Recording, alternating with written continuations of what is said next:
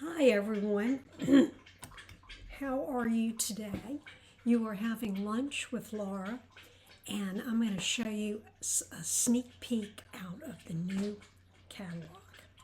My name's Laura Lee Collet. I'm joining you from Baton Rouge, Louisiana, and you are having lunch with Laura.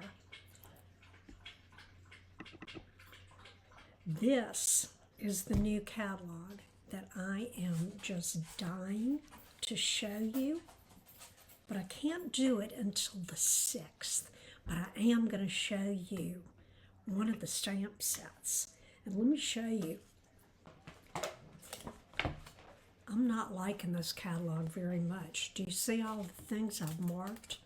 And I cannot wait to get in. Today I'm going to be showing you a card that is made with the brand new stamp set called Peaceful View. This is a background stamp, and I'm a little out of my comfort zone. This isn't what I usually choose, but at convention, this was a prize patrol that I won. So I came home and immediately started brainstorming what I could do with it. And this is what I came up with. Your card has the full tree, and then I made a sunset behind it. So let me show you how I did that. And I made two cards. This one is in black, as you can see here. This one is with our new color. It's a new in color called Secret Sea. And when you get them next to each other, you can really tell that there's more blue in here, but it's a very dark neutral color. To get started, the first thing I did was bring out my stamp apparatus. Now, I know these are no longer available, but you can use any kind of placement tool that you might have, and that'll work. It's always a good idea that when you are inking up your stamp, you put an ink pad behind it so that it can, let me move that over a tad, so that it doesn't stress the hinges right here. And let me tell you what we're going to be using. We're going to be using a background of our Secret Sea. Then I have basic white, and I've cut two in our regular 4 by 5 1/4. So that would make a layer that we commonly use. But I'm going to use this for a background. I'm sorry, for a layer for the background. So that's the one that's going to go down. And it's also going to be used as the layer on the inside. So let me do that first before I get ahead of myself.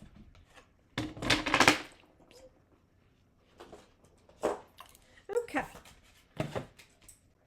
Now, someone told me last week that I was not loud enough, and I'm a little hoarse today, but I'll do my best. Okay, so I'm going to use this for the top layer.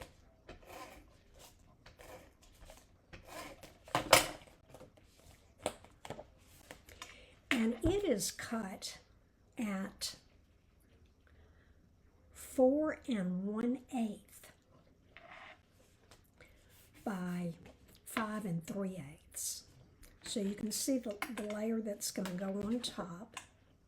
Oh, hello, I did the wrong one. Well, we'll turn it over and do this one. Okay, this is the one that's going to be the layer. Oop, there it goes. Things are running away from me today.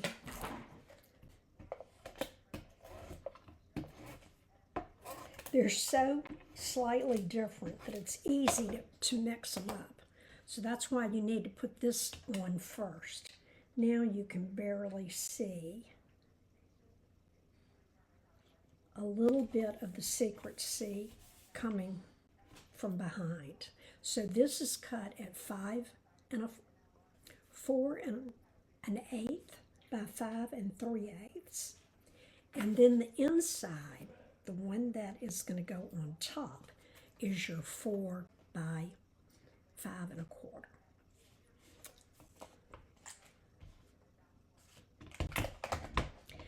Now let's talk a little bit about, if you do not have a positioning machine, we do have a big block that'll fit this stamp, and I recommend using a squishy pad. Let's see if I can show you one. And whenever I do it without my placement, well, I can't grab my pad right now, but whenever I do it without my Stamparatus, I'll ink up my stamp, and a lot of times I'll go ahead and put it down here and then put a paper on top and rub. So that's just another way to do it. Or you can mount this on the Lucite block, like I said, and then turn it over and use a foam mat, and it'll give you a little spring. But I find this works the best. So what I'm going to do is, let's see if we can get it right where I want it. And if I'm going to do multiple cards, I'll go ahead and mark where I want my paper to go. Now, because this is bigger, you have two options. You could use a larger piece of the basic white that would be big enough to put the magnets down, or you can do what I'm getting ready to show you. I made sure that this sheet doesn't pull away and mess up the placement, and to keep this from lifting, I found these glue dots, and I'm going to put one here and one here. They're removable, and they will hold your paper down so that you can do the stamping. Okay, now I'm going to take my Secret C ink pad, and I am just going to ink this baby up real good.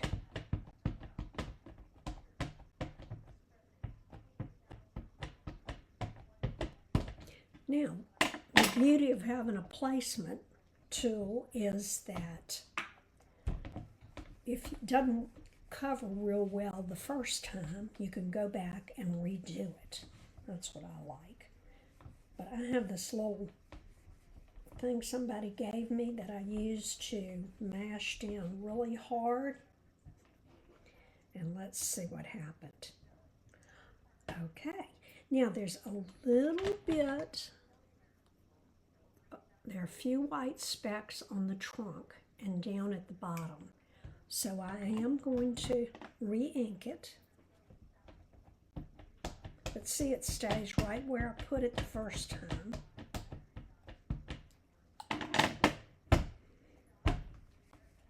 And I'm just going to mash really hard.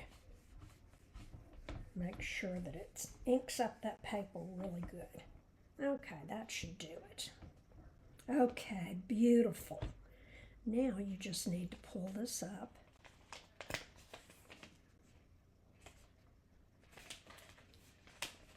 There you go. And then you'll have it for next time. So here is your beautiful background. I did not grab, yes, here's a piece of paper that I can use for the background. Now, what I did here, I kind of thought about what makes up a sunset. And there are various colors, and you can do it any way you want to. I started with not the Secret C, which I'm going to close up, but I used a lighter blue, one I call Misty Moonlight. And that's what I did first. Then I came in with my purple, which is the Highland Heather. Then I used Pretty in Pink. And last but not least, one of our other in colors called Timid Tiger. Now this goes right in the line with Pumpkin Pie, but it's a little lighter and a little more subtle. And I really am, this is growing on me. I'm not an orange person. Now the way I'm going to put this on, you can use sponge daubers like these, or you can use blending brushes, which is what I did. And I've just kind of dedicated one to each color. These are the Stampin' Up! Ones, and these other colored ones are contraband. Don't tell anybody. I got those way before these came out. So we have these in 3 this size and 3 in a smaller size. And there's a little trick to using. Let me open up mine. And let me show you my 2 cards. The first one that I did on black, I actually like the way the sunset came out here better. On this one, see that dark blue right there? And then I've got a splotch of the Timid Tiger here. Let me show you how you can avoid that. First thing you're going to do is rub your blender brush over. And you're going to take, see those dark marks? That will get those off. And then you can just go all over the top of your card. Okay? So look how nice that came out. The next color I chose was the Highland Heather. And again, I'm going to do the same. I'm going to ink it up, brush off that hard line, and I'm going to put it right butting up next to the Misty Moonlight. And as you can see, I need a little bit more, so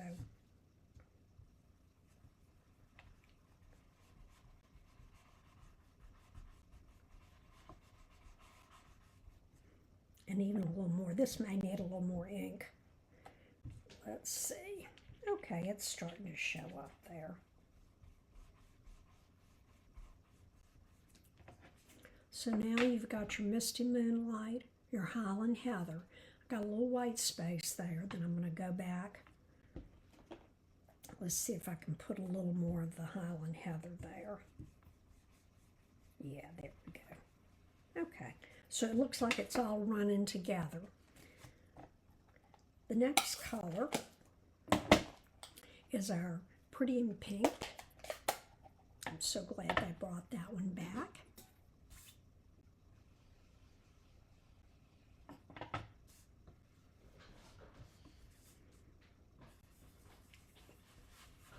See, I didn't wipe it quite good enough on that one.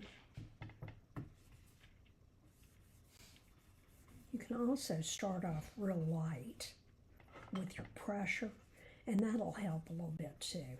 Okay, that's okay. I meant to do that, so it's just fine. Now the last color is going to be the Timid Tiger, and I'm going to have it going all the way to the ground. So it looks like this tree is looking out over the side of a mountain maybe, or over a pasture.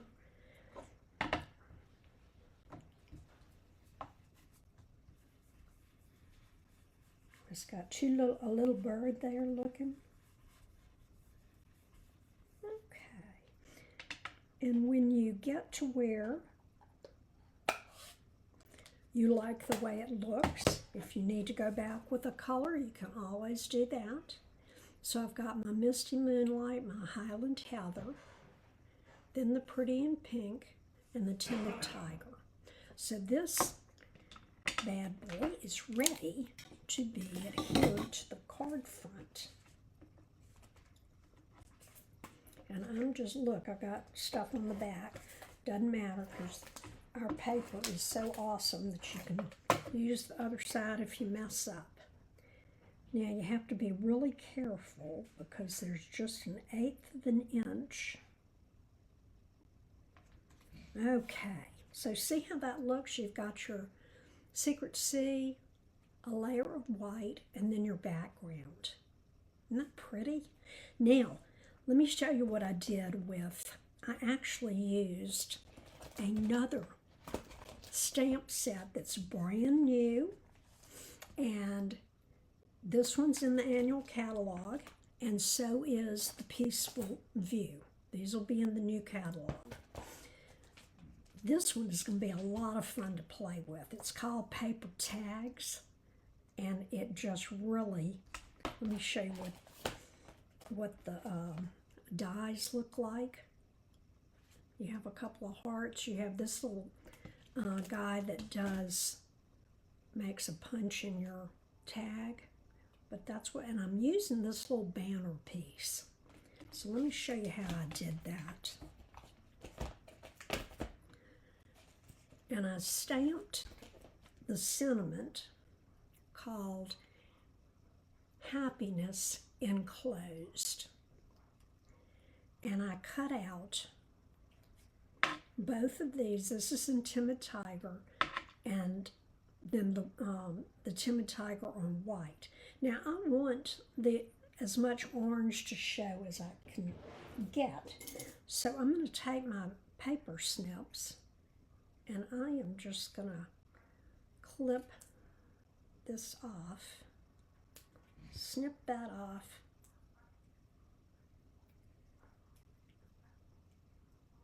then you just have a little manner.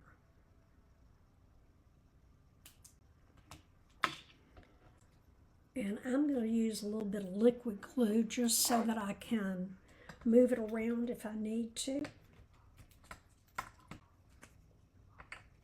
So I'm going to put this right here and close that back up. And then I'm going to flip this over and I'm going to put it right on the banner. Now, if you turn it over, you can see if you need to adjust it slightly, which there's just a little piece of white showing. So I'm moving that around.